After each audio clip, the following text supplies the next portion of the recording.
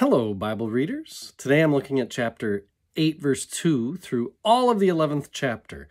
I'm going to sound the 7 trumpets. With these first few verses I'm looking at in chapter 8, we can remember that since chapter 4 started, John has been caught up into heaven, providing a heavenly perspective on the sufferings they're called to endure on earth, both in the present and those sufferings to come. The 7 trumpets will present plagues and disasters, even worse than we've heard so far. It gets more intense. But before he gets into the visions of disaster, he sets the whole scene in the context of heavenly worship. We could do a pretty deep dive just on the idea of worship in general and in Revelation.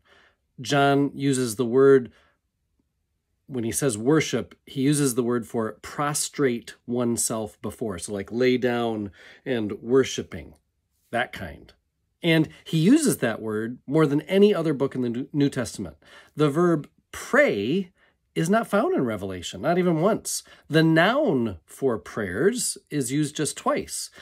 Give thanks just once. It's one of those things that once I read this from Professor Boring, because I wasn't counting myself, but I'm like, so what does this mean?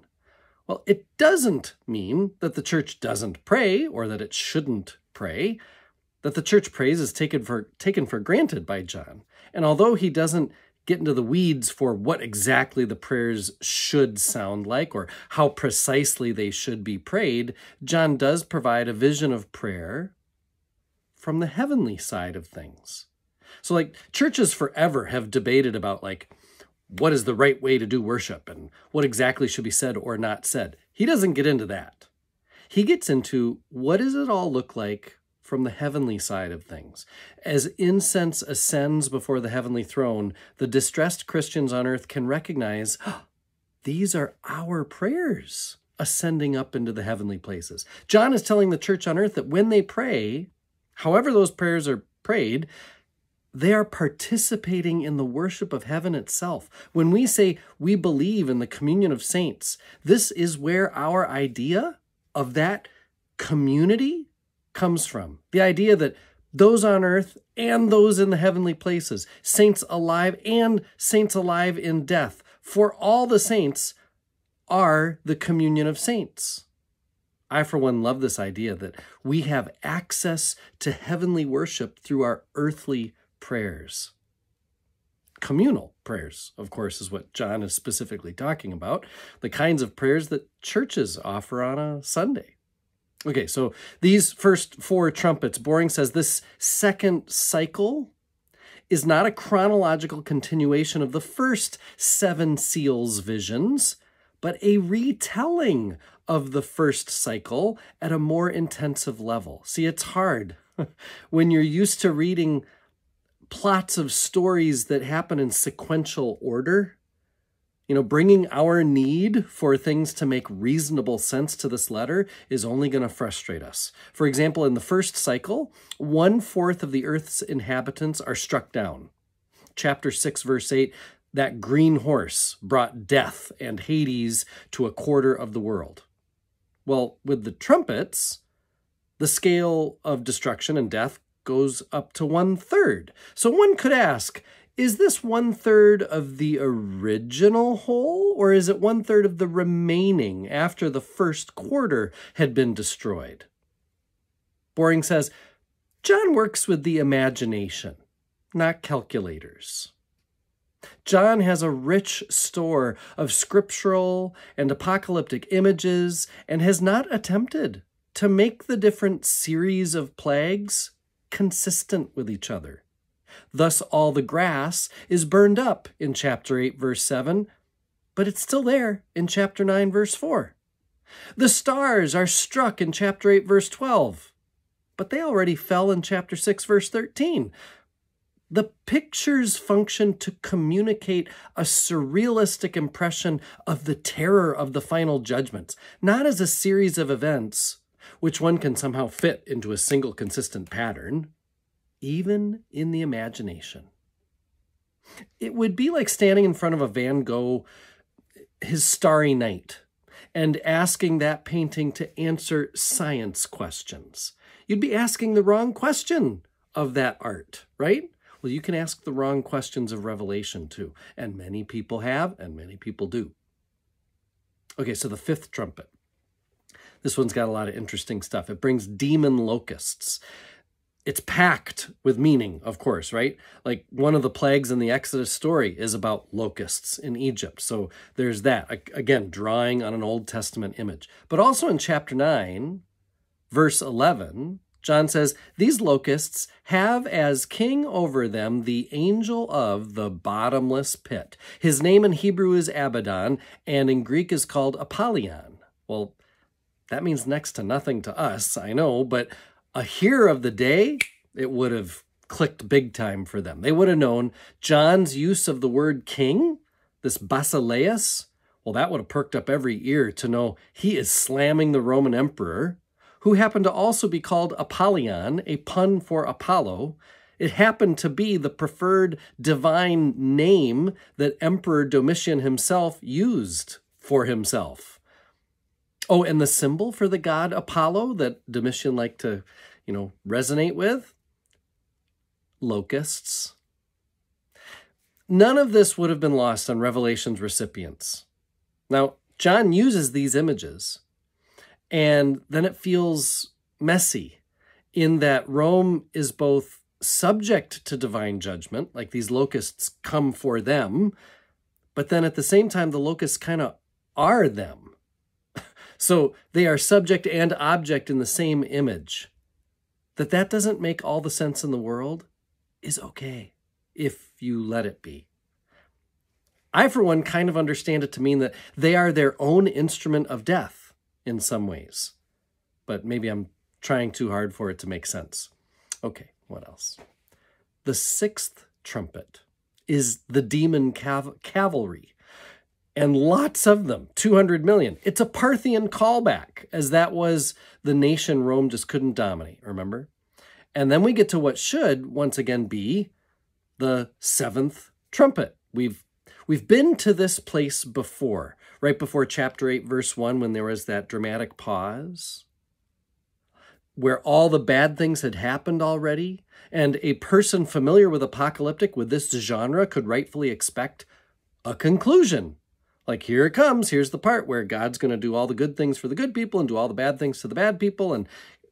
But as much as chapter 7 gave us an interlude about the church militant at 144,000 strong, sealed Christians able to die through the tribulations but not remain dead, as much as they were marked with the sign of God, so again, we now at a very similar moment in the retelling, in the second telling of all the tribulations, in chapter 10, we have another interlude, this time about prophets and martyrs.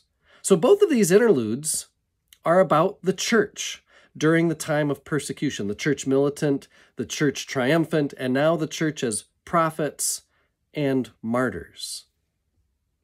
Okay, so the church as prophets and martyrs. Lutherans talk a lot about the priesthood of all believers, that all believers, whether called to be clergy or not, that we all share in this one ministry that we would call priesthood, so that priests aren't thought to be like elevated, more important, closer to God than everybody else, that there is an equality among Christian membership, right? But we don't always think about, as much as we think about the priesthood of all believers, we don't always think about the prophethood of all believers. John believes the gift of the Spirit given at baptism to each and every Christian puts each and every Christian in prophetic ministry, whether you're like John and receive visions or simply share in John's church, hearing his visions. John doesn't want prophets placed above everybody else. In fact, no Christian, in John's view, should be regarded as above anyone else. Even though there's a variety of gifts, they're all equally required and necessary and a part of God's church. All the ministries of the Spirit are shared.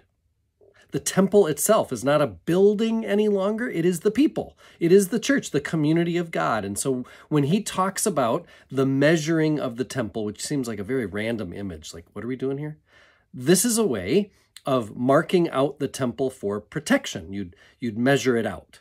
Well, this is just another image for sealing the church, as much as he talks about sealing the church in the interlude that is about the church triumphant, the church militant.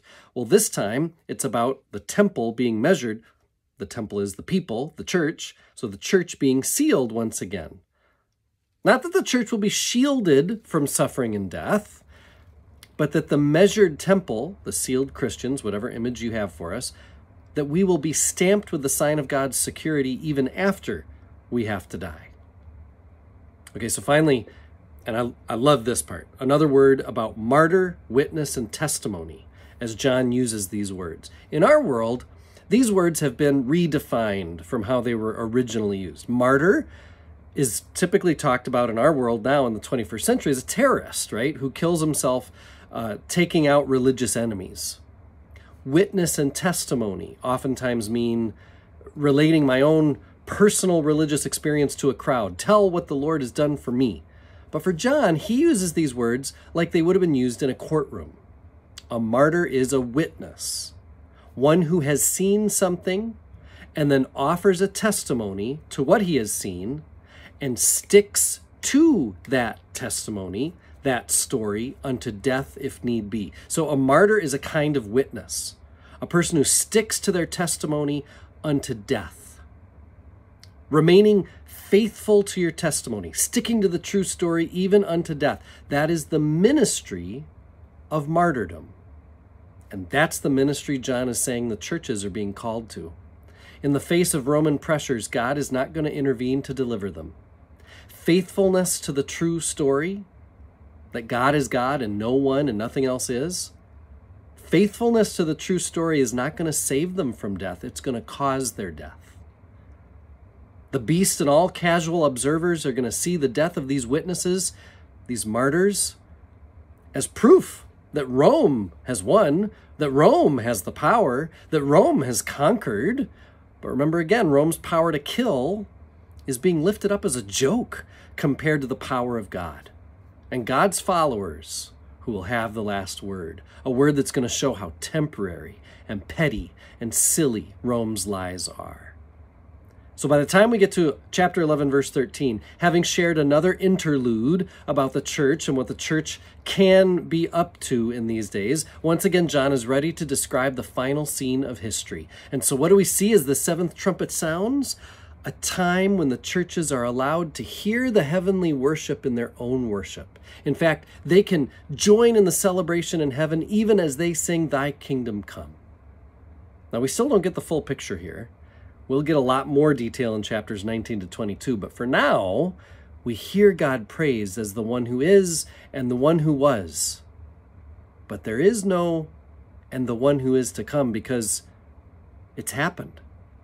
The vision has been fulfilled. Hope has been fulfilled. God is kinging in this vision. That's the Greek word John uses here, that God is currently kinging and it is good, very good.